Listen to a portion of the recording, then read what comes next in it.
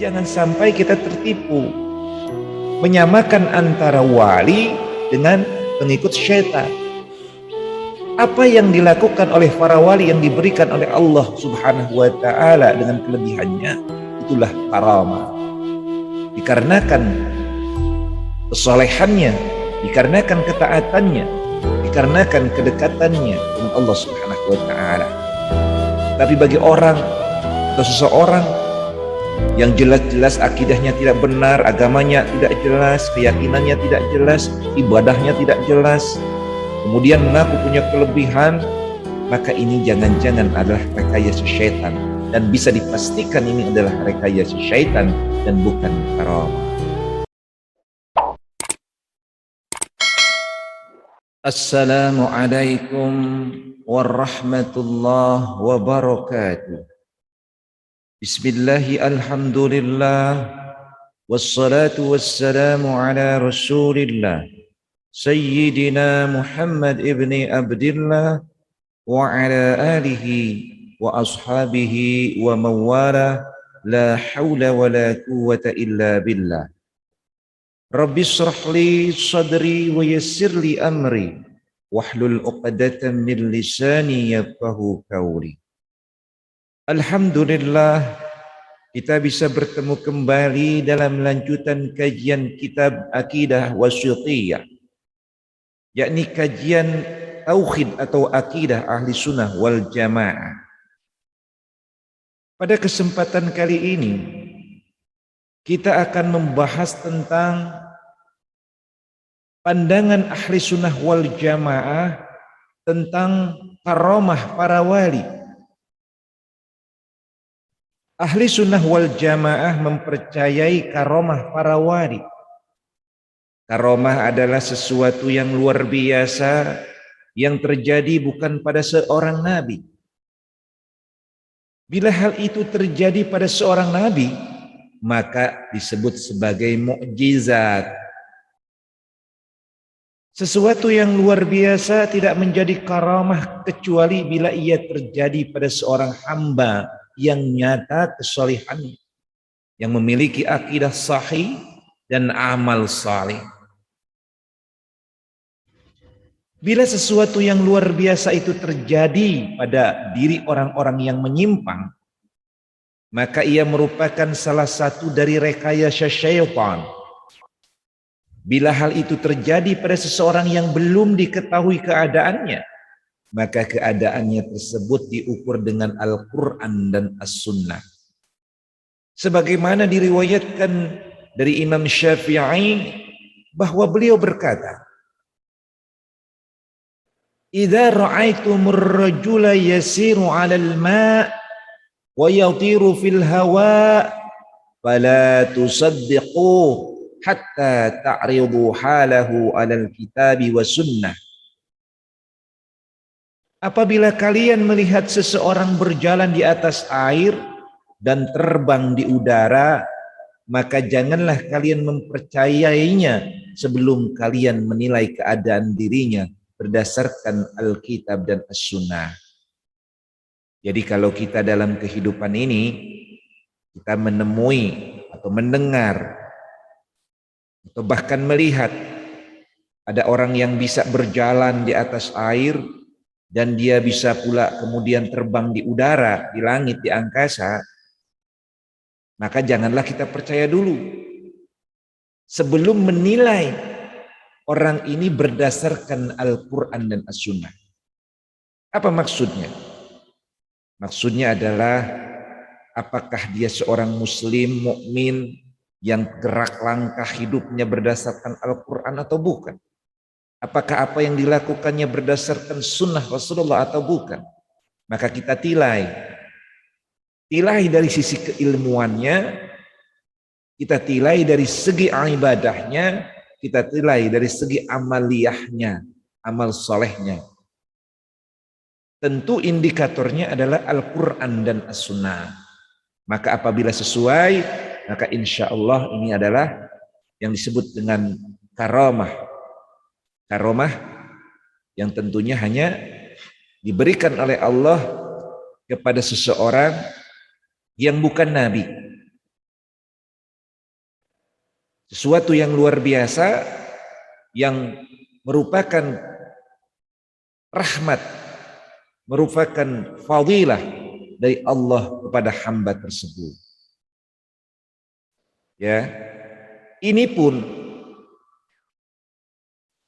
disebut dengan karomah karena kita melihat bahwa atau dikarenakan orang ini adalah orang yang saleh, yang akidahnya sahih, amalnya saleh.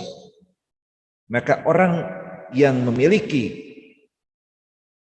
kesolihan yang luar biasa, akidahnya juga akidah yang benar, bukan akidah yang sesat, amal solehnya pun sangat luar biasa, maka inilah para wali yang diberikan karomah oleh Allah Subhanahu wa taala, yang diberikan kelebihan dalam beberapa kondisi atau beberapa sisi.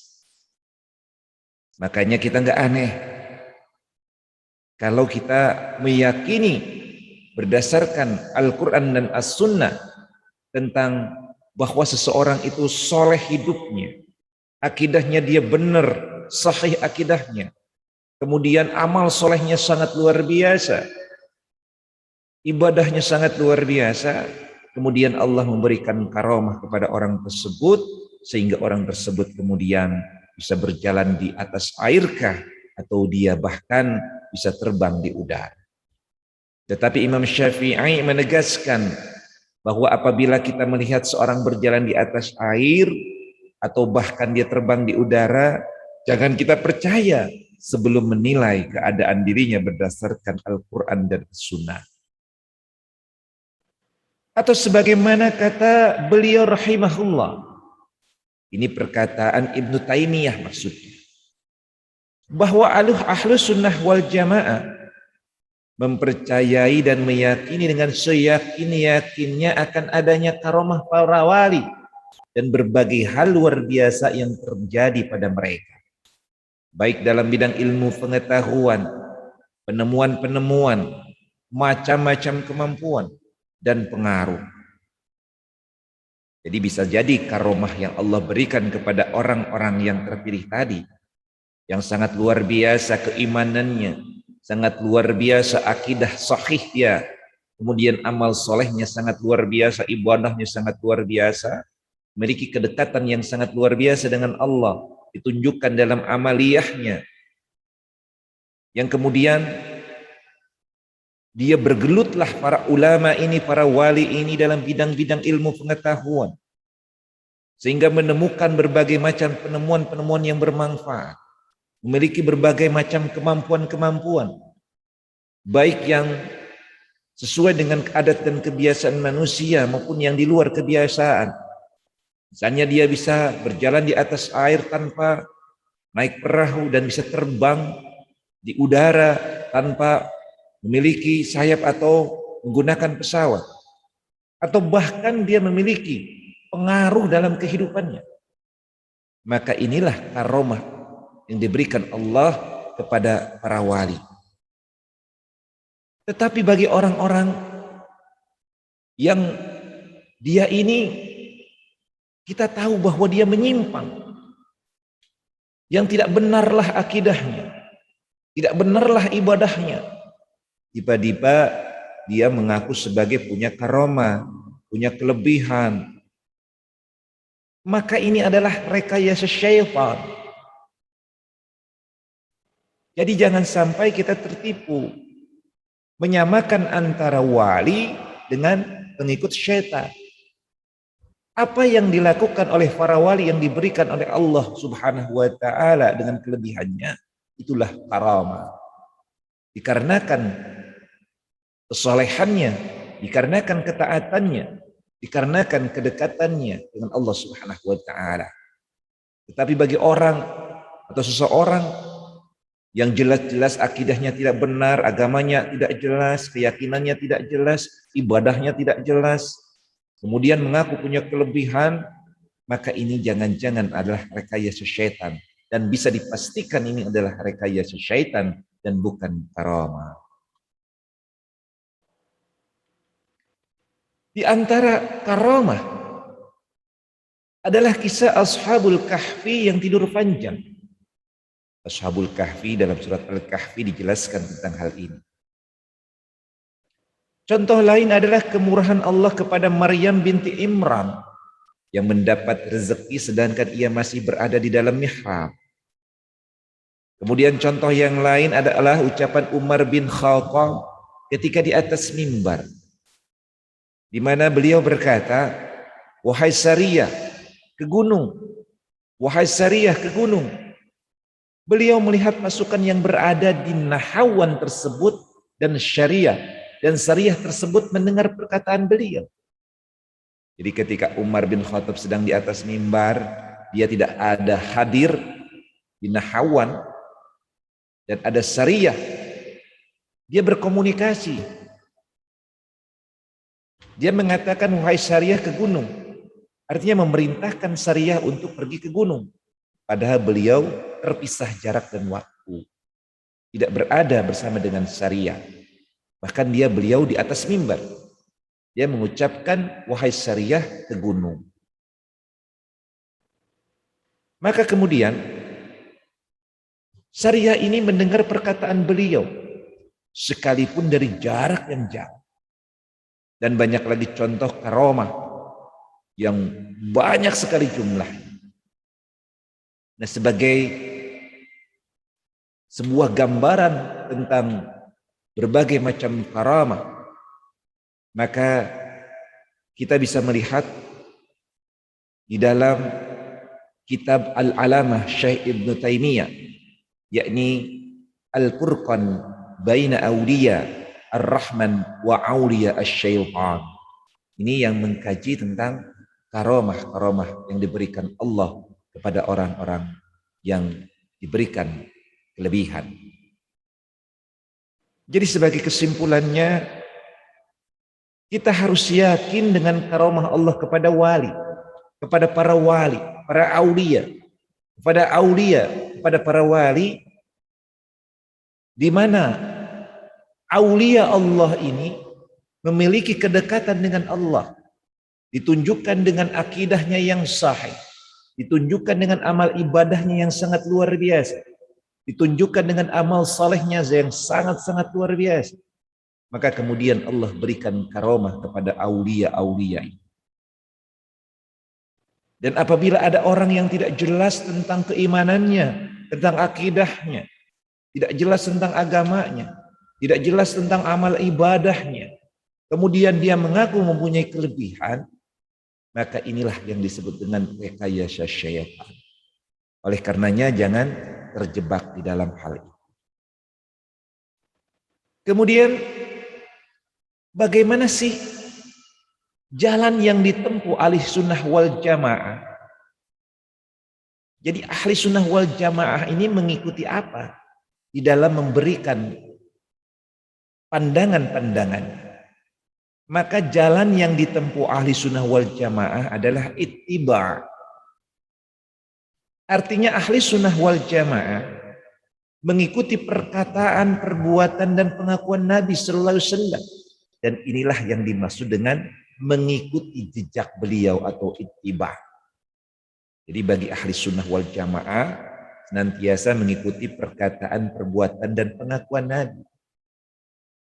Nah, inilah yang dimaksud dengan mengikuti jejak langkah beliau atau ittiba'. Adapun mengikuti jejak-jejak fisik beliau yang tidak merupakan bagian dari din, seperti tempat kencing, tidur, dan berjalan beliau, maka tidak diperbolehkan mencari-cari hal itu. Karena hal itu merupakan sarana menuju kesyirikan. Salah satu jalan atau cara yang dianut oleh ahli sunnah wal jamaah adalah mengikuti perkataan para sahabat ketika tidak ditemukan sunnah Rasulullah SAW. Adapun ketika terdapat nas dari Al-Quran dan As-Sunnah, maka nas tersebut haruslah didahulukan daripada pendapat siapapun. Sebagaimana ditegaskan Allah Subhanahu wa taala dalam surat An-Nisa 162. Fa in tanaza'tum fi syai'in farudduhu ila Allahi war Rasul in kuntum tu'minuna billahi wal yawmil akhir. Dzalika khairu wa ahsanu ta'wila. Kemudian jika kamu berlainan pendapat tentang sesuatu, maka kembalikanlah ia kepada Allah, pada Al-Quran dan Rasul As-Sunnah. Jika kamu benar-benar beriman kepada Allah dan hari kemudian, yang demikian itu lebih utama bagimu dan lebih baik akibat. Ahli sunnah wal jamaah mematuhi wasiat Rasulullah sallallahu alaihi wasallam untuk berpegang kepada sunnahnya dan sunnah khulafaur rasyidin. Mereka menggigitnya dengan geraham mereka dan memegangnya erat-erat sebagai pelaksanaan perintah beliau. Kita bisa melihat hadis Al-Irbad bin Sariyah dalam sunnah At-Tirmidzi, ya, tentang berkaitan tadi syariah. Mereka mengutamakan firman Allah, kemudian petunjuk Rasulullah SAW. Karena itulah mereka disebut sebagai Ahlus Sunnah wal Jamaah. Jadi kalau ada yang nanya, Ahli Sunnah wal Jamaah itu metodologinya seperti apa sih di dalam menetapkan sebuah perkara?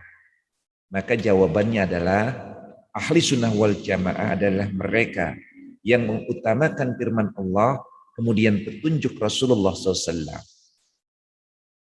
Yang Ahli Sunnah wal Jamaah ini mematuhi wasiat Rasulullah untuk berpegang teguh kepada sunnahnya dan sunnah khulafaur rasyidin, yang memegangnya dengan teguh dan erat-erat segala perintah baginda Rasulullah SAW. Kemudian Ahlus Sunnah wal Jamaah senantiasa mengikuti perkataan, perbuatan, pengakuan Nabi SAW dan senantiasa mengikuti jejak beliau. Inilah cara Ahli Sunnah wal Jamaah dalam menetapkan sebuah perkara, yakni senantiasa ittiba. Ittiba yang dimaksud adalah bahwa senantiasa mengikuti perkataan, perbuatan dan pengakuan Nabi SAW dan mengikuti jejak langkah beliau. Mudah-mudahan kita semua akan senantiasa diberikan pertolongan dan hidayah oleh Allah Subhanahu wa taala, mampu istiqamah, ittiba.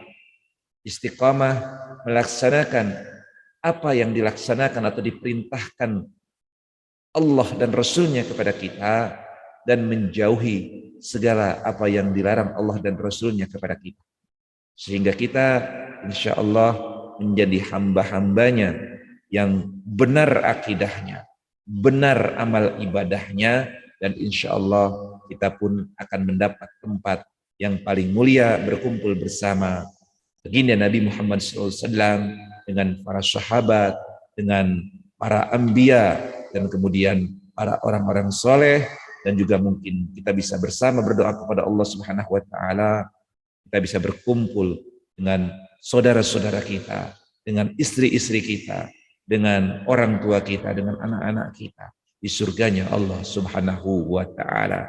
Amin ya Allah ya Rabbal alamin. Mudah-mudahan bermanfaat. Assalamualaikum warahmatullahi wabarakatuh.